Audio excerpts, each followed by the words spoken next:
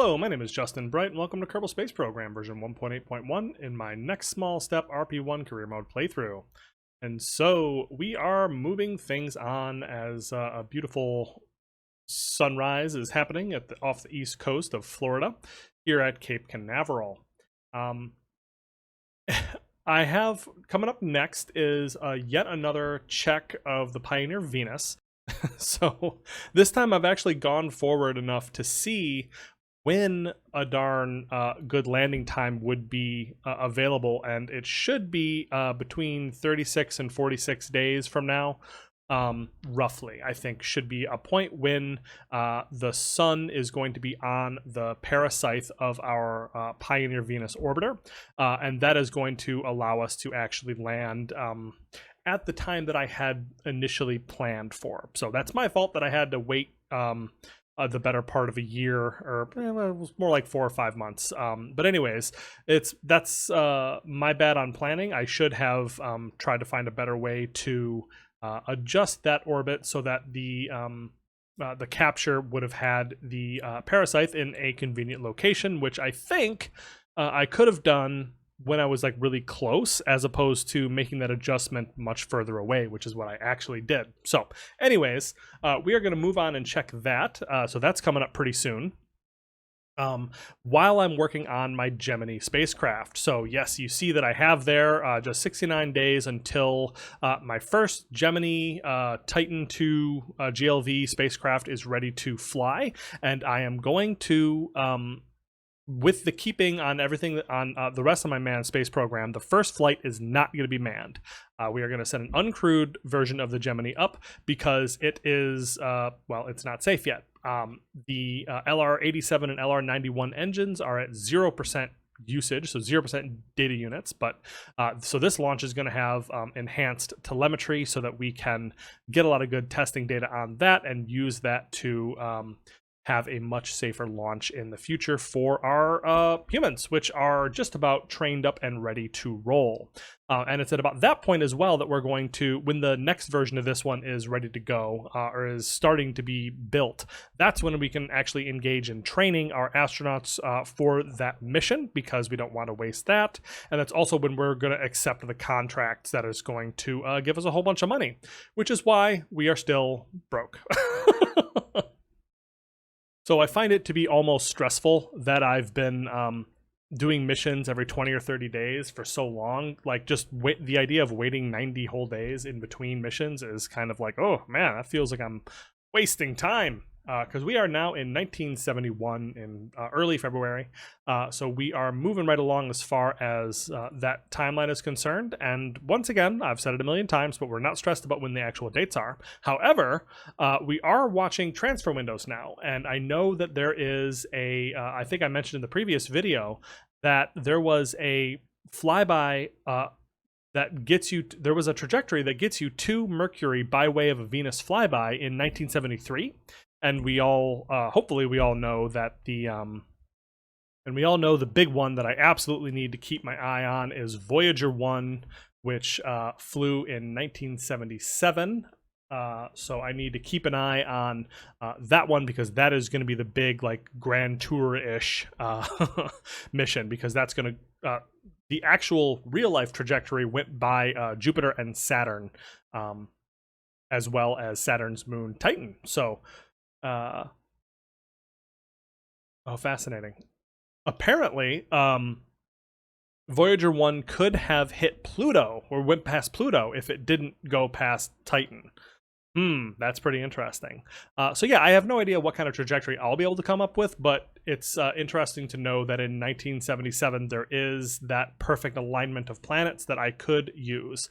So I'm finding it very hard to find good flybys. So like, using all the tools that I have available to me, I'm trying to use like the trajectory optimizer tool, which is just, it's a lot, but it's kind of interesting.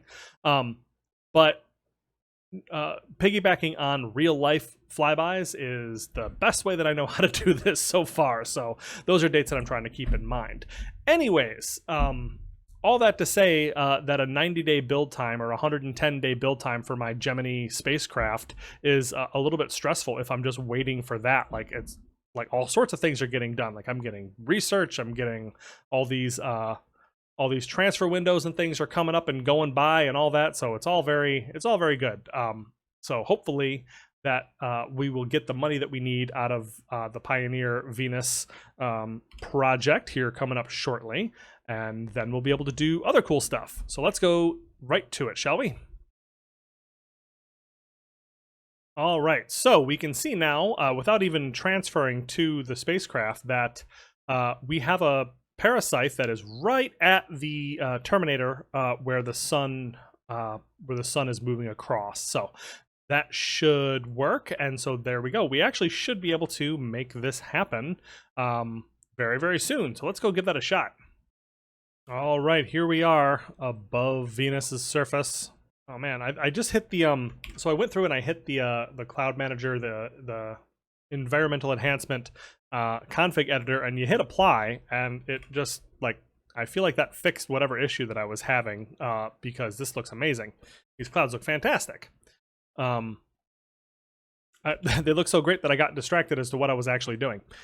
So what we are doing now is, because we have this available here, I think what I'd like to do is just bring our altitude down. So this is what I've been struggling with, is that it's very hard, obviously, to bring down your parasite anywhere except for directly underneath your like to bring your orbit down to contact the atmosphere anywhere other than directly inside your underneath your parasite. So to change that, we're going to need to change the way that we make our approach. So we can do that by burning a little bit radial. Yeah, something like, see, because that's, I'm spending 40 meters per second, and that brings our parasite back a little ways, but we want to go further because we do not want to land in the darkness. And one important thing that I don't think I've mentioned about the trajectory that is being plotted by the trajectories mod right now is that it assumes that this spacecraft is going to go into the atmosphere in this orientation, like this whole thing exactly like this, without rotating or moving in any way. That is how it plots its predictions. It doesn't know that we are going to break off a small light biconic capsule that is going to then enter into the atmosphere. It has no way of knowing that that is what is going to happen. So this cannot be trusted exactly as is until I actually break off and commit. So that makes it a little bit harder. But I think if I get to that 110 kilometer parasite, so long as I put it up here, we should, drop down into a good place. All right, so we have warped around a little bit more, just another week or so, and we have found ourselves a nice re-entry trajectory that should have everything that we need. It should have sunlight, it should have connection. So this, if I have designed this correctly, this should work. And that's really the question now, isn't it? Have I actually designed this darn thing correctly? Well, it's hard to say. But we are going to find out here in just 1 hour. All right, we are close enough that I am going to use MacLeod to just do this node for me, please and thank you. So execute next node, and it just whips around, and we are going to execute that burn with our generic thrusters and just the last dregs of our Aeroxenon NTO.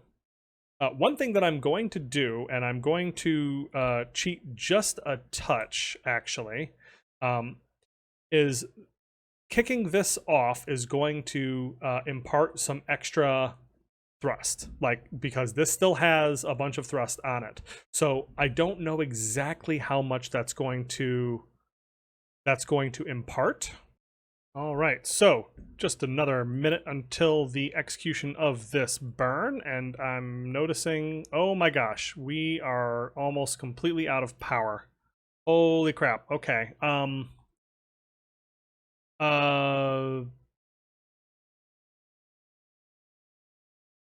All right, so we're making this burn. I can't even see what percentage where my solar panels are because we are completely in shadow, but I guess the amount that it is worn is too much because this is not going to survive any longer. Shoot. Okay, so I'm going to have a new plan, I suppose. As we get down, I'm going to, I guess, collect as much power as I can and then kick this thing off. Ugh, 39% wear, so yeah, that's... I thought I had a 50% buffer, not a 40% buffer, but it's still not quite enough, because you look at... Well, shut down these avionics, for goodness sake. Well, we're not connected, so I don't get any good details, but soon we should be connected again. Then we have our parasite there. Okay, so we're connected. Yeah, we have perpetual power. I'm getting 0.012 for per second, but that's not really enough to recharge my batteries all that much. So I guess I'm just gonna have to charge my batteries as much as I can, and then kick off the lander and hope for the best. That's really all you can do at this point. This is because I have extended the mission, this vessel's mission, by about 150 extra days. We were supposed to be done with this by now, but because I wanted to land in the daylight to get solar panels, so to get solar power, ironically, we don't have enough power even when we're in the sun. Yeah, so we're going to charge up as much as we possibly can right up until the last minute, and let's just see what I'm going to have to do, what the burn is after I kick this off to get us out of the... We basically need to burn like straight up, I think. Yep, something like that. 130 meters per second straight up radial should be what we need to do, and hopefully I actually can do that. Gosh, okay. Huh,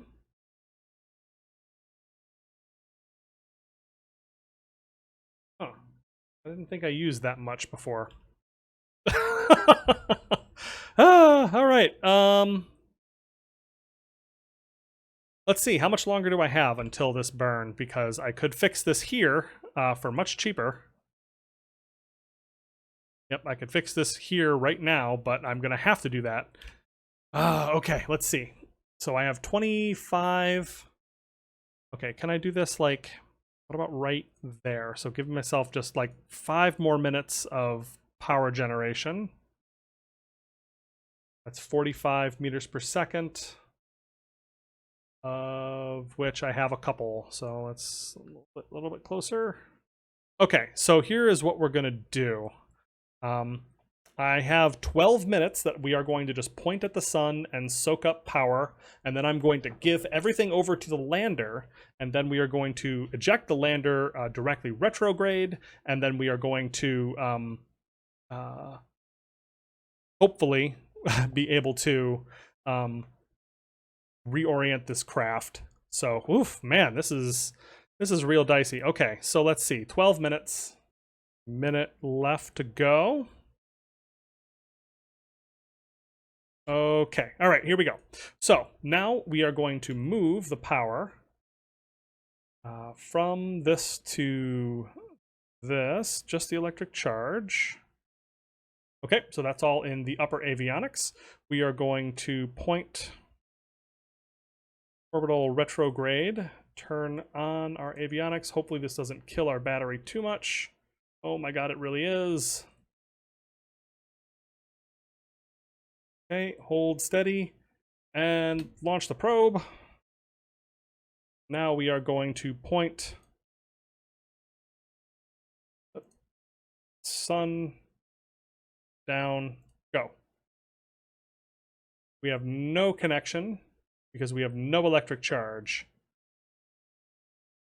All right, hopefully when this turns around, shut down the avionics for just a second. Okay, close enough to stable, looks like. There we go. Okay, so if I shut down the avionics now, then there we go. We have 100% exposure for as long as we're going to have it. And we still have time to jump back to this vessel, which has connection. Fantastic. And it has 30 points of electric charge, which gives us 47 minutes, which should be enough to do what we need to do. Gosh darn it. Okay. So, oh my god, do I have to make every mission like this? Yeah, so here are a couple things. I'm also not really going to be able to turn on the avionics much because that is going to dramatically reduce the amount of time the amount of battery that we are draining. So we are going to just once, when we get right to the edge of the atmosphere, we are going to reorient to be directly into our surface retrograde, and then I am going to hope that this is dynamically stable, and fingers crossed, I guess. We are going to turn on all of these science experiments because that is the reason that we are here. That is going to eat up our battery. So actually, let's just do telemetry. Okay, I think we may have just touched the atmosphere there. So let me, okay, turn off, off, off. You're going to kill our battery, for goodness sake. Oh, we can actually do supersonic flight analysis here at Venus. That's pretty neat. Okay, so let's activate avionics, surface velocity minus. Just having a very hard time reorienting.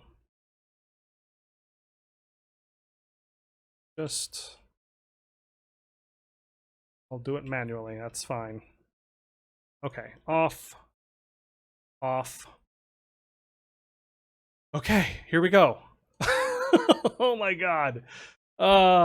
Okay, arm the parachute. We want to make sure that goes off regardless of whether we have power or not. And like I said, what we are trying to do now is landing and transmit science, and atmosphere probe and transmit science. So we need to watch very carefully what our power is and what our consumption is at this point, because we are running on batteries. But we are touching the atmosphere now, and okay, looks like we have Trajectories has caught up with this vessel, and it says that we are indeed going to be coming down. So now it's just a matter of making sure that we keep up our science experiments until the very last moment as we re-enter above Venus. Oh man, terrifying. Turn off trajectories at this point. We are beginning to see heating on the heat shield. Let's take a look at what that looks like. That looks toasty warm is what that looks like. But we are pretty perfectly stable at the moment. That's one of the reasons why I like this craft, and I use this shape that I designed on the Corona spacecraft, was because it was so stable. Like, it's got this large lumpy bell shape on the bottom, with much broader surface area than it actually needs for the size of the spacecraft, but that's very good for exactly this purpose of having lots of drag and lots of area to well, I'm not sure if that actually helps or hinders the heat shield ablation, but I'd like to think that having a bigger heat shield is actually helpful for this purpose. So far, that seems to be going pretty well. We are getting a lot of pressure here. So we are at 0 kilopascals, so we don't have a whole lot of atmospheric pressure at this point, but we are still slowing down dramatically and getting a ton of heating on our shield here. So we are cooking off a pretty good amount of ablator. It's not coming off too fast, which is good. Makes me feels pretty good about my ability to actually make it down. We are getting good science. We are almost done with our telemetry analysis, and we still have good connection to our relay. 5, 4, 3, 2, 1, 0. Okay, so that analysis is finished, and now in theory, it is being transferred up. So let's turn off everything except for sending up the telemetry analysis. Okay, so it's doing supersonic flight analysis whether I like it or not. I turn that off. No, you don't want to send up the telemetry analysis? Okay, so we are connected all the way down to Goldstone at 322 bits per second, because that's just how far away Venus is from Earth right now. Let's see, everything's stopped, telemetry analysis is stopped. Unmet requirements, pressure scan, mass spectrometry, visible imaging. What does that do to our battery? 20 minutes. 20 minutes time. This is going to be a 2-hour experiment, so that's not helpful. This is a 20-minute experiment, which will be nice, so we can send that back. But remember, we also have to touch down before we are able to... Holy crap. I just realized we are 73 kilometers above the surface, and we are, like, stopped. Look at that, 150 meters per second. Look at how high. We are still above the clouds, or I assume that's the cloud layer, and we have ceased almost all of our velocity. Holy crap. So,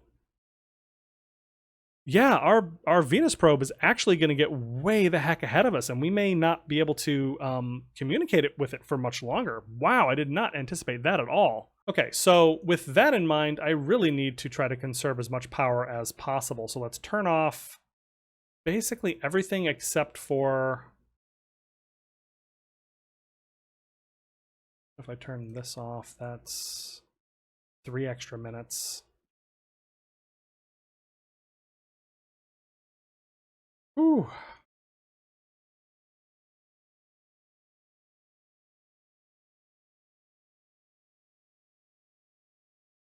Okay, now I had my telemetry. Oh, that's right. I had my telemetry analysis, or the sending, turned off because I had, what do you call it, the automation on. So we can turn this off. This is all manual now. I'm back. Okay, so we have accomplished Venus atmospheric probe, which we have gotten valuable information about the makeup of the atmosphere, which, you know, we've really learned a lot just in doing what we've done. We've learned that the top of the atmosphere is in fact terrifying.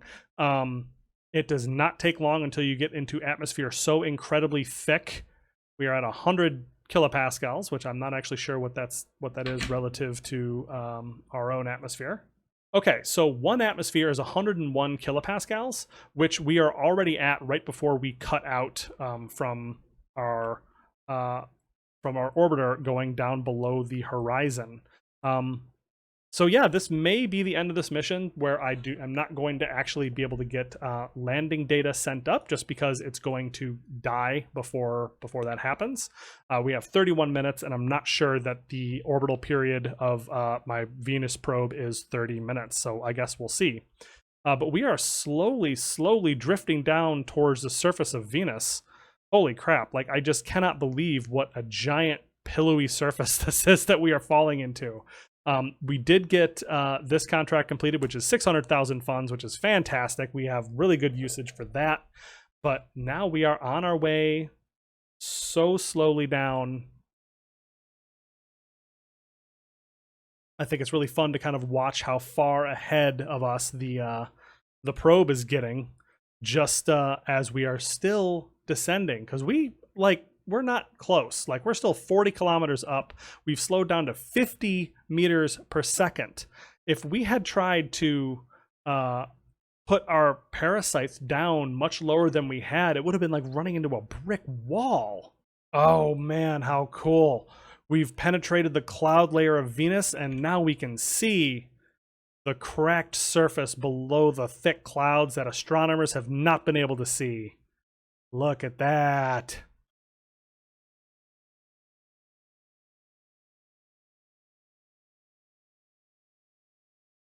Oh man, how cool. Man, this really feels alien. I love this. This actually feels like landing on an alien world. I mean, which is what it is, but that's like, it's not an experience you get all that often. Like, even in KSP, like, you land on Lathe in the stock system and it feels like, oh, well, this looks just kind of like Kerbin. And you land on other planets and they look like, well, this looks a little bit weird. Like, Eve looks a little, it's very purple and very strange, but it's kind of cartoony. But this just feels... it's like surreal, just between this deep gray sky and the surface.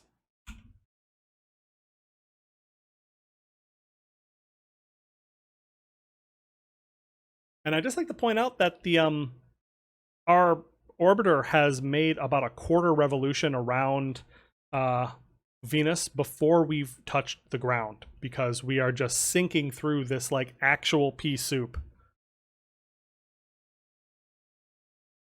And we have no connection, so there's really nothing else to do but to keep descending, and just imagine what that must have been like for the scientists that were able to get those very few images and get that data from the probes that managed to land on Venus's surface. And this must be why we are down to 27 meters per second. We are 20 kilometers in the air. Like, our terminal velocity is so incredibly low that we are practically floating in this 209 kilogram vessel. Like, it's just sitting on this air and just sinking slowly through it like it would be through water. Like, this just incredible. I'm not even 100% convinced that we're going to be touching the ground on the next pass of my orbiter. This is bonkers. 7 kilometers up, and our parachute, which has deployed, is teeny tiny, but it's overheating a little bit. I'm hopeful that I switched it to Kevlar, but I may not have. Oh my god, look how adorable it is.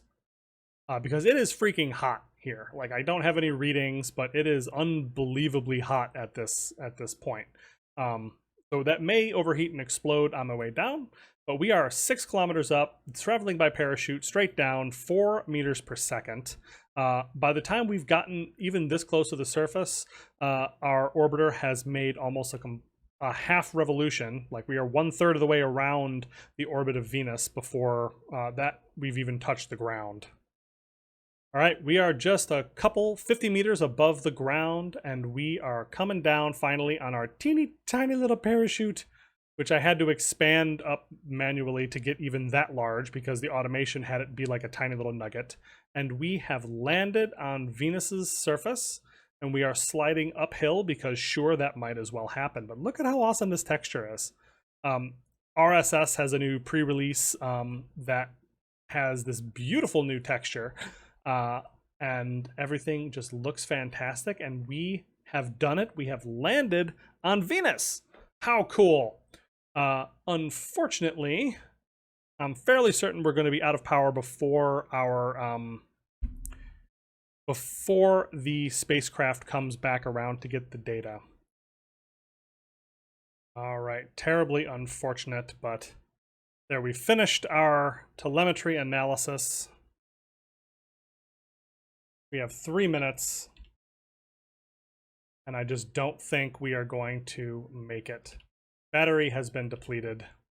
There is the satellite coming around. We were so close. We were so close. I could taste it. But so it goes. That exposed the flaw in my plan, which was relying on weak solar panels once again. But you know, what can you do? We've learned a tremendous amount about Venus's surface, about Venus's atmosphere. We did complete one of the 2 contracts, but I'm going to have to fly a new vessel on the next chance I get to land on Venus and hopefully get that contract completed. So we are going to have yet another mission out to Venus at our next opportunity. So we will plan for that. But until then, we are going to have to call this mission as successful as it's going to be. Just 15 more minutes of electricity if I could have just gotten it. Man. All right, but that brings us up to 647,000 funds, which means we can do at least, we can upgrade our tracking station, which requires the advanced communications node, which we have just unlocked. Why can't we unlock this? Upgrades comms to level 4. Oh, wait, what? Oh, okay. I don't actually have a ComTech. I don't actually have a comm station upgrade coming. Gotcha. Okay, so this was our previous node, interplanetary communications, and you can see that it has comms tech level 3 and also level 4 tracking station. Then we have here, we unlock comms tech level 4, which is just the technology level of our individual transmitters, but does not have anything to do with our deep space network. That is the level 5 version, which is here in advanced communications, the next node, which I am also unlocking, which is going to get us the ability to upgrade our tracking station and do that whole thing. So we're not going to be able to do that, so we are going to have to rely on the low pass, the second pass of our Mercury flyby vessel, being both close to the sun and close to Earth on its next conjunction. So hopefully we will still have power to be able to do that. But this does mean that we can build better satellite dishes on all of our craft going forward, and between that and the new solar panels, which I am going to unlock pretty much everything in here, boop, that is going to allow us to do all kinds of stuff, and hopefully they won't be quite as janky as my last couple missions. All right, so because we didn't get both of the Venus contracts that I was hoping to get, we're going to have to pick up the extra money somewhere else. And I think what we're going to do is we are going to pick up first EVA, because I really don't think there's anything to that other than just hopping out of the capsule, which we have the technology for. And once we have the Gemini up in orbit, we should be able to do that without any issues whatsoever? Question mark? I don't know if I'm underthinking this, but yeah, I think we can just go ahead and take that, and that will work out for us just fine. Let's see. So we have just a couple more missions that we're dealing with. So we have a Vesta flyby that is on the way. So we're dealing with, we're waiting on that one to get there still. I need to send out a new mission to do a Venus landing. We're still waiting to see on if my Mercury flyby was successful. And I do have a biome ScanSat coming up for pretty soon. That should be done shortly. And so with that, and then the EVA, and I am also going to do an orbital flight with maneuvers and 2+ crew for the first flight of our Gemini that is manned. So that's the important part. I'm not going to do this now because my first flight is not going to be manned, so we're going to wait for that because this is only 180 days, and I want to make sure that we're not giving ourselves bigger challenges than we actually need. So that gets us 650,000 funds, which I can use to upgrade my vehicle assembly building. Yes, fantastic. So that's going to take 123 days, and then we are going to get faster build times, which is very good because these Gemini spacecraft are taking forever to build. So I'm looking forward to having that done and ready to go. All right, so as we were waiting for the Gemini to roll out to the pad, we have unlocked 1963 orbital rocketry, yes indeed, which gets us a couple of interesting things. First, it gets us an LR-79, the MB3-3 variant, or NA-13, whichever way you want to discuss it.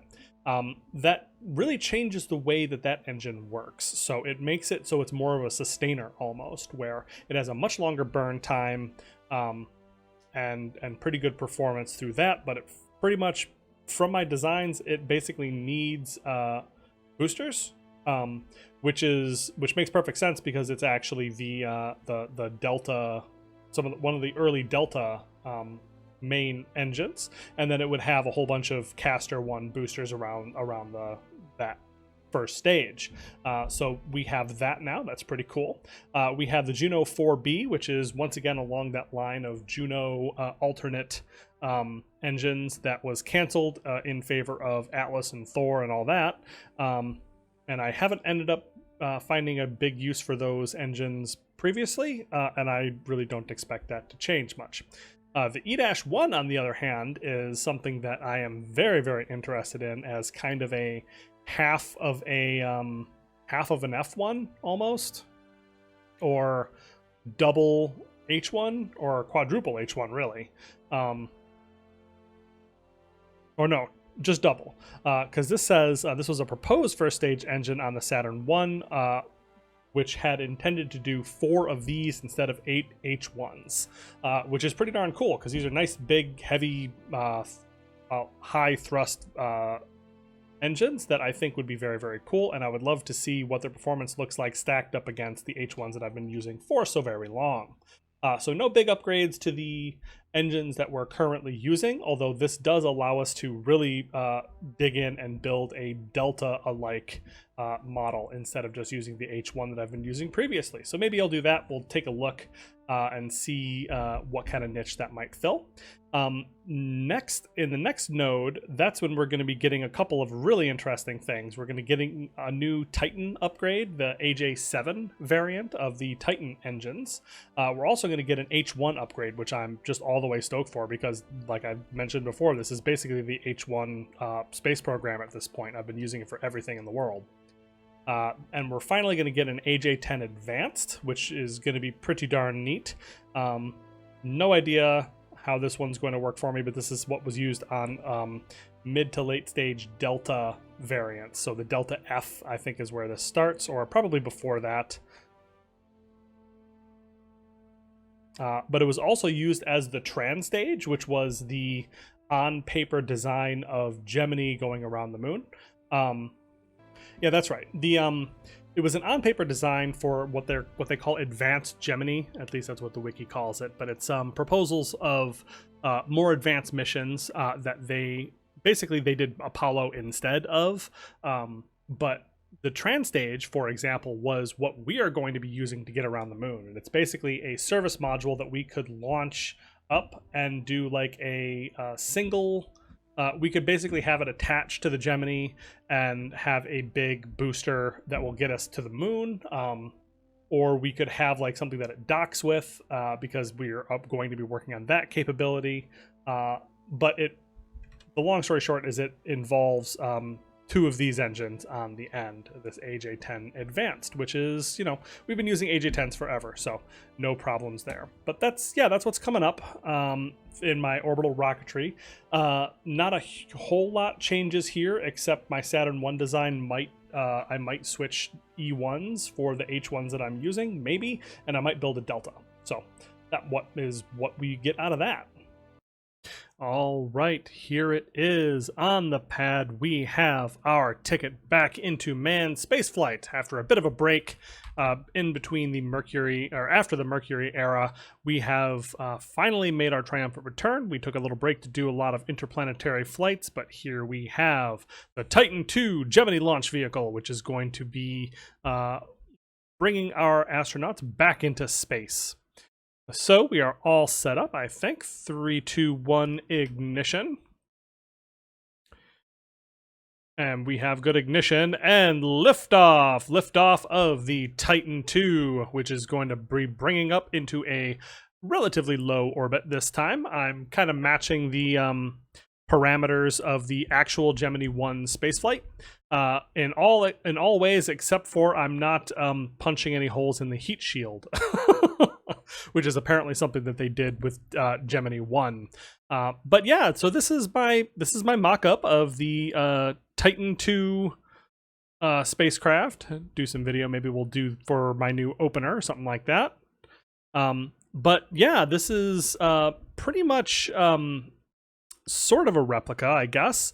But this is using the Titan II that was not necessarily for the GLV, so it isn't necessarily the man-rated version.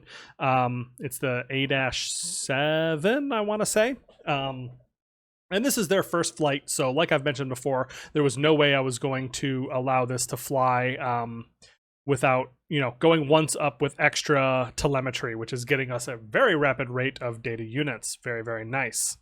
I've got this on a pretty low, like a 0.7 degree per second booster pitch rate, because it actually starts with a pretty high thrust to weight ratio, which is good.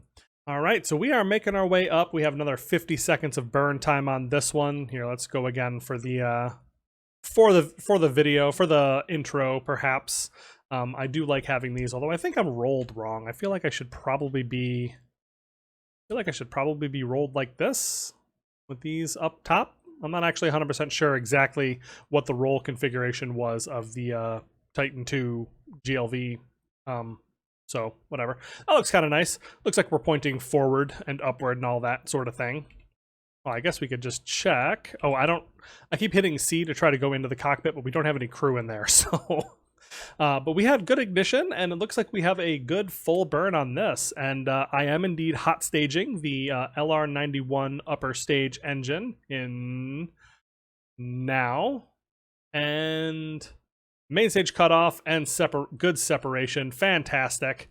So we have kicked off the main booster stage with the LR87s, and now we have just the LR91 that is going to push us into our final orbit over the next 3 minutes. Fantastic. This seems to throw an error every time that I do it in MechJab PVG, and I have no idea why. Hopefully that is not actually a problem. So yeah, this is it. This is basically the absolute stock Gemini 2 Gemini that I have put together. I have not made any adjustments to what any of these pieces included. This is just like what I slapped together in that demonstration, pretty much, because this is our test vehicle. So when we fly subsequent missions, we're going to do this a little bit more. Like, I'm going to be very carefully picking all the pieces, because once I started picking it apart, it looks like there's actually a whole bunch of different things that you can do and different settings you can adjust. And there's extra tankage that you can put in, especially into the equipment section.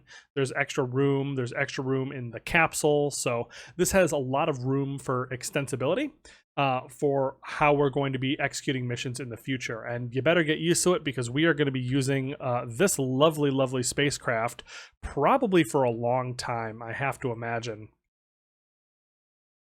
Aim the camera up here.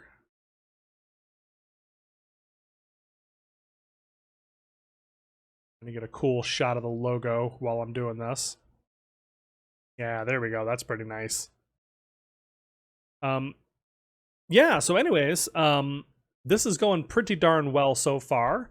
We have extra telemetry on both the first stage and this second stage. Still have trajectories on? No, I don't. But we have just exited the atmosphere.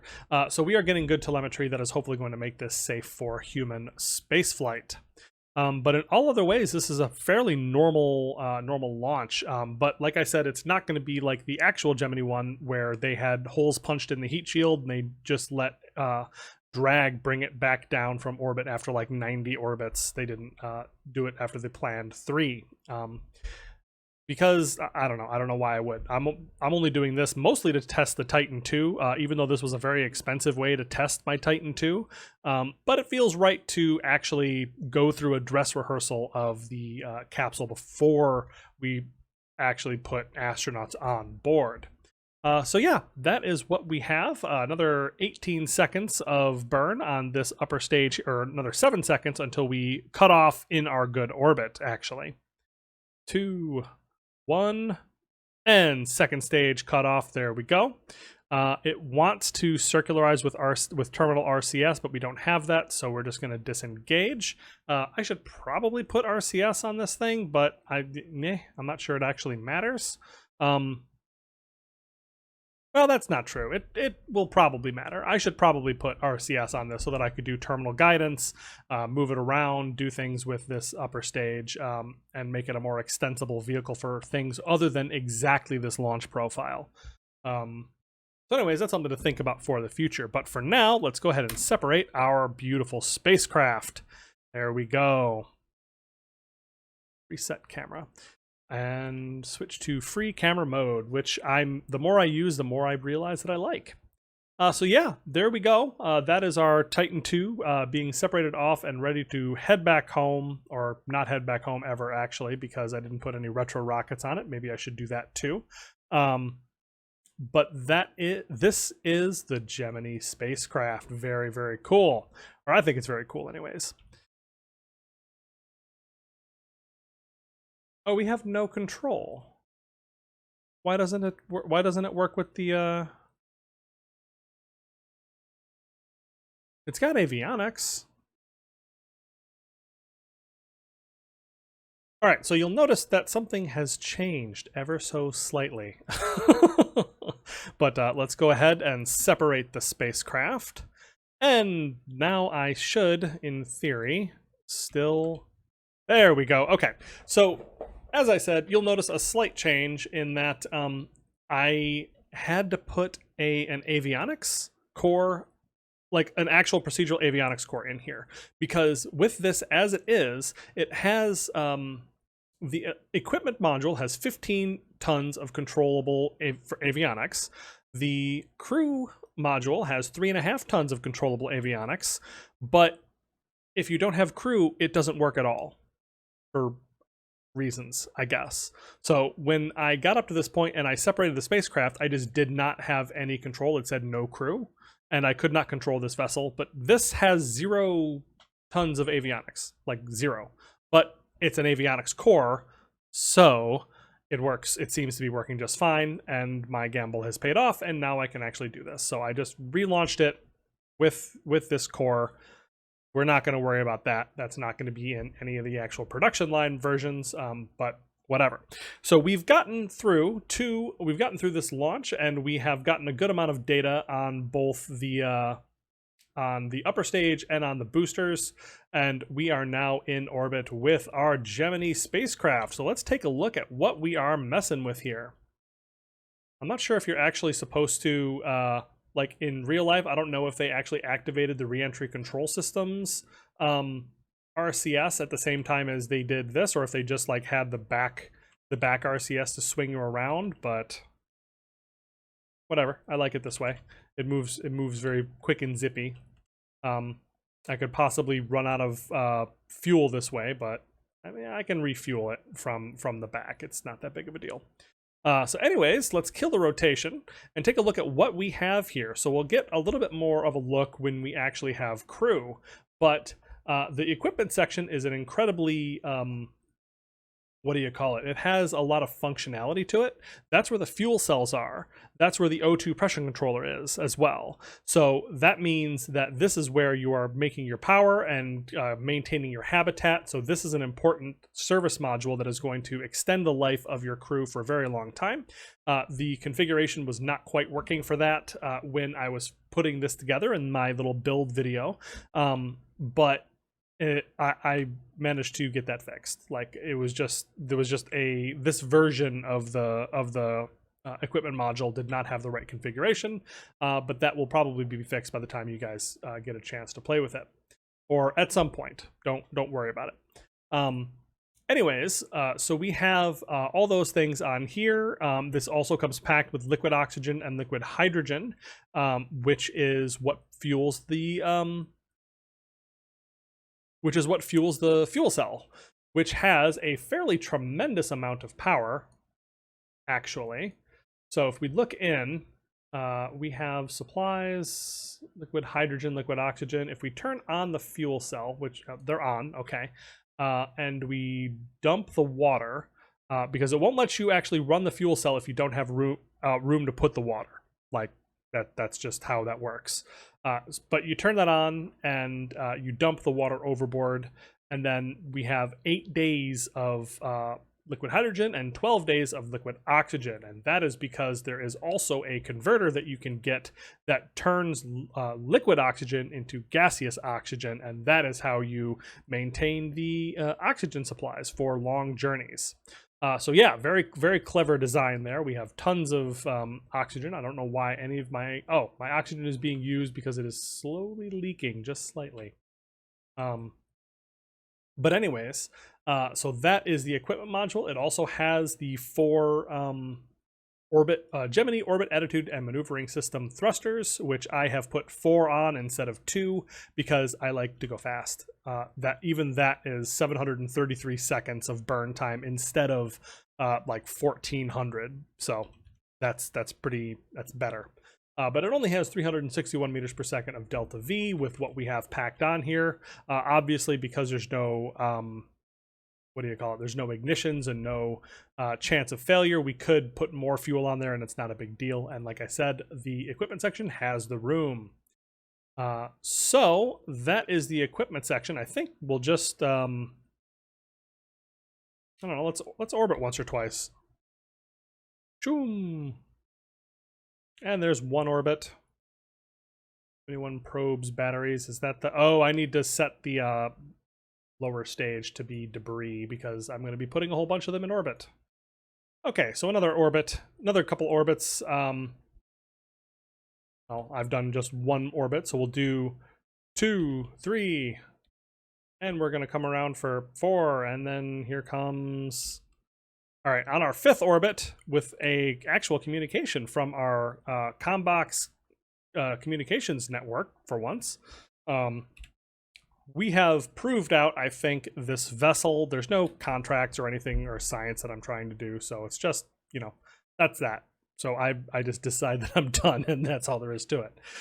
So let's go ahead and jettison our equipment module. There we go. Now we have insufficient avionics, which is less than great. Maybe I should have put some avionics in here. What? 2.4. Avionics controllable 3.5. I have no idea what's going on with the avionics on this thing. Because this says avionics.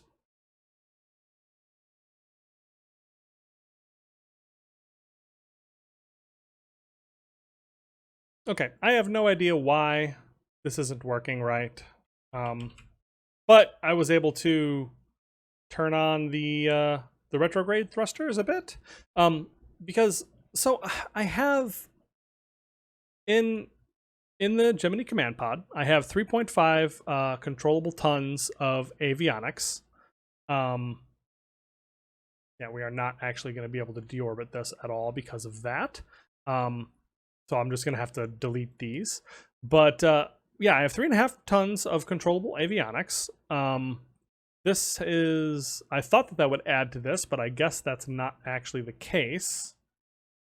So yeah, I have no idea what's going on with this, but hopefully when there's crew in here, it's not going to be so weird. But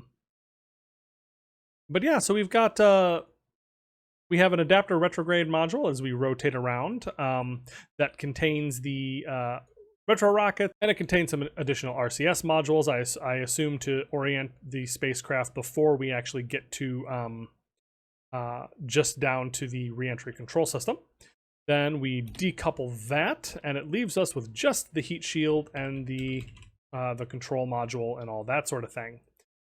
Normally, we would then So the way that this would work is we would orient ourselves, and we actually have a descent mode on this that changes the center of mass of the vehicle so that it has that natural lift, which is very, very cool, and I'm very excited to play with. But because this is borked, I don't understand why. I think it's because I should have just packed on enough avionics to control the whole vessel in here in an independent module and not trusted it to add together, but that's on me. So what would happen next is you would then, you know, activate the little drogue. This little drogue chute would deploy, and then when you're finally ready for the big parachute, you would activate that and okay, parachute deployment failed, but this nose fairing would pop right off. And man, this is a little frustrating that this has not worked at all. But I guess that's fine because we're never going to launch one of these unmanned again. So that's an interesting way that this has come together. But all of the systems other than that have worked so far. So now it's time, I think, for us to hope and actually run some simulations to make sure that the manned versions actually work. Okay, so successful-ish test of our Gemini 1. We ran into some issues that are related to this being a not-released version of the Gemini, but that is totally fine. So now we are back to it, and we will have another version of that ready to go for our manned Gemini 2 launch here shortly. So I'll be putting that together. But in the meantime, all right, what are the chances that my Vesta spacecraft is actually going to work? Huh? Pretty slim, I'm gonna guess. But here we have our Vesta spacecraft, which still has signal, gosh darn it, so at least I did that part right. But we are out here. We are very distant indeed. Currently just a couple days away from our flyby of Vesta. We are currently 122 gigameters from the sun, or from Earth, and we have power. We have a day of power. I'm not sure we're actually pointing at. Yeah, we're not getting anything from our electric panels because we are pointed 100% backwards from that, but we have control. Like, just so excited that one of these missions at least is working the way that I thought it would. Okay, so we have 51% wear on our solar panels. And we have our avionics active right now. And if I shut down my avionics, I have power. Oh man, it's a bad sign when that gives me so much joy, because I just feel like I've badly planned so many of these missions. But yeah, check it out. We are really far from home. Look at how small the sun looks. We are just so incredibly far away, just soaking up the very distant sun. But these gigantic solar panels are indeed working properly. I did indeed set myself with the right size solar panel to do what I need to do. And we should be able to get good science and do some experiments past Vesta. Fantastic. All right, so let's do that thing where I point myself in the direction of the body towards which I am going, so that I can actually figure out where the heck it is. Rolling around. Actually targeting Vesta. Fascinating. Not showing up at all. It should be right though. It should be up here somewhere. Vesta, there it is. Weird that I'm pointing not quite at it, but perhaps there's another something that I just don't understand. But anyways, yeah, so we are on our way to Vesta. All right, so as we approach, we are actually doing something that was not done back in the space race days. This was something that we didn't do this. We didn't explore Vesta until very recently, until 2007, when the Dawn spacecraft using ion propulsion went out into the. So the Dawn spacecraft came out into the asteroid belt to explore protoplanets, Vesta and Ceres. We are obviously only going to do one of them, and I'll probably send another mission out to Ceres later on, but we have made it to Vesta because I found it to be just a tiny bit closer, a little bit easier to get to, a little bit more sunlight. All right, so we are in our encounter. All right, so we are going to be in the sphere of influence of Vesta for about, looks like a little less than 3 hours. So I wonder actually if I can tighten up our encounter just slightly. I would love to go right over the top of this thing. Yeah, that should be no problem at all. We have tons of fuel. All right, so let's point ourselves to the node. And because we have one full day of electric charge even while everything is happening, we are just fine. Like, I actually planned this mission correctly, and I just really can't tell you how much I needed that. After all the failed missions that I've had recently, this is just fantastic. Let's make sure. Yep, we got everything on. Everything is just fantastic.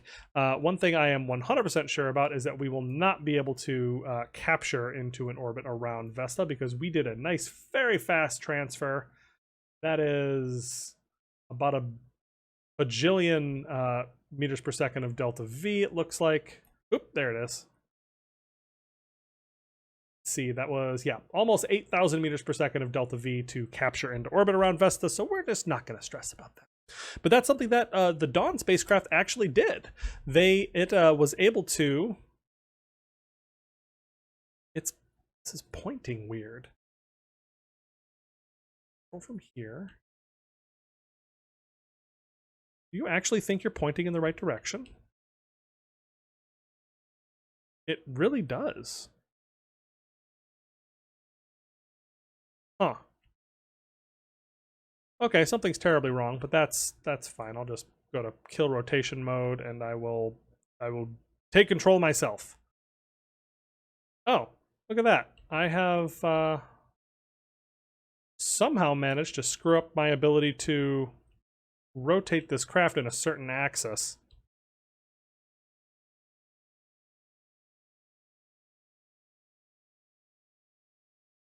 Fascinating.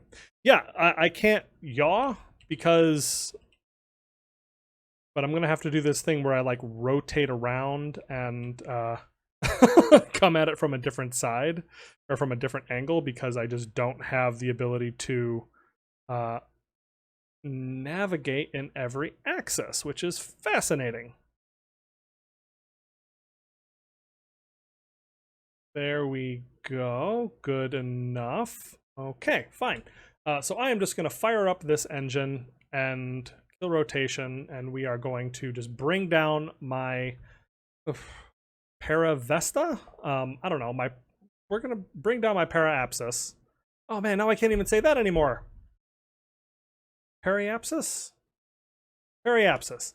Man, I'm so used to using the gendered terms that I can't remember how to say the regular old term that I would be using for so long, for so many years. Anyways, wow, this is really bad commentary. But we are coming down, and I just want to bring in my Periapsis to a very low flyby over the top of Vesta so that we can get a good look at it, because we are now transmitting science, doing all the good stuff there. And I am just trying to figure out where it is at this point. There we go. Look at that. All right.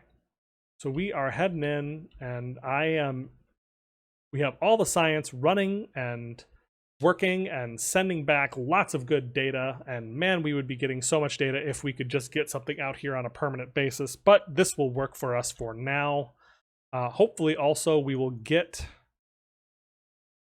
the Vesta flyby when we get a little bit closer, because we are taking pictures, we are doing all kinds of cool stuff, getting lots of good data from the asteroid belt, our first time visiting the asteroid belt, and the furthest we have ever sent a probe. Yeah, there it is, coming in. We're going to be coming right over the top of this little potato. There we go, beginning our close flyby. We have gotten the contract complete. Congratulations on the flyby. The data is coming in now. Yes, indeed it is. We are getting nice and close, which will hopefully get us also just the tiniest bit of near Vesta science. There we come over, and we can see that this does indeed look basically like a gigantic asteroid, which is, you know, what it is. It's just an asteroid large enough that it was able to, that it has a little bit more of its own gravity than smaller bodies do. But man, look at that. So cool. So yeah, this is the result of my big ambition and program to visit as many bodies in the real solar system as I possibly can. That is something that I'm planning to do on top of all of my work. Ooh, look at that cool crater. This is something I'm planning to do on top of all my work with the manned spaceflight program that we are working on. I would like very much to visit all the bodies, at least with spacecraft, and take a look at them and just get cool science out of everywhere that we possibly can. I'd love to send orbiters and landers all over the solar system. Basically, it's something to do while we're working on our program. Our manned program, that is, because we do have the inevitable goal of going to the moon and then taking our next small step beyond that onto Mars. With a small outpost and not quite colony. Colony is not the right word, but a small outpost on Mars is kind of what I'm considering my main victory condition. But on my way there, I want to see as many planets in the real solar system as I possibly can, because I am having so much fun with this, you guys. This has been an absolute blast. And this is so, so cool to get to a new place that I've never been to, a place that I've never explored. I've never explored anything like it. It may be just a large potato-shaped moon, or moon-shaped potato, whichever way you want to think about it. But this is really cool, and it's really far away, and it required a lot of thinking and planning and actually doing this part correctly, because I think it was I'm pretty sure it was this mission where I actually started doing proper calculations on my transmit power, and actual calculations on how much solar panel power I was going to need at any given moment. So I got better, and this mission here represents some of the learning that we have been doing together in figuring out how to plan and execute these interplanetary missions. So here's to many more of these in the future, and you can tell because it has aerozine and not hydrazine. So yeah, here's to many more of these. This has been an absolute blast, and I cannot wait to do more exploration of these bodies because it is just so much fun to go out and visit and see as much as you possibly can of our real solar system. Things to get excited about when you're looking through a telescope in your backyard and all that sort of thing. So we will call that mission complete as we slowly recede away. We are getting KCT upgrade point after KCT upgrade point because we are doing all of the science within the sphere of influence of Vesta. And now we are flying away, leaving that silent little body to, float through the asteroid belt for forever and ever. And we will be back again someday, perhaps. No promises about sending a lander to everybody, but, it seems like a good goal to have. Is I would like to visit everywhere I possibly can, and this is a place. If I could do something like the Dawn mission in the future, where I send an ion-powered spacecraft to orbit multiple bodies, that would be freaking cool. So we'll see what we're able to do about that. And I think that is it. We have exited the sphere of influence of Vesta. So now it's time to point us towards the sun, and now I at least see why this thing is orienting itself weird, because it literally can't do any better because of the way the solar panels are, or the RCS is not quite working. So there's always something new to learn, something better you could do to make your missions work in a better way. All right, we have 100% solar panel coverage on that, so we are going to leave it as it is. We'll turn off our avionics here once we have settled in 100%. We have science coming back, although that should be mostly sent at this point. That's all waiting. And for data, we have already sent back all the data. Everything that we could get, we have gotten about 90 science, which is pretty darn good. So yeah, that's that. That is our mission to Vesta, and hopefully there will be many more missions like it in the future. All right, but that is going to do it for us today. We've made a ton of good progress with the Gemini program, got one of our interplanetary flybys finished, all sorts of stuff moving, and we are running out of missions, so it's time just about to rebuild our mission list and start accepting new contracts and all that stuff. But if you enjoyed this episode, please like and subscribe. Let me know what you thought down in the comments below, and I will see you next time.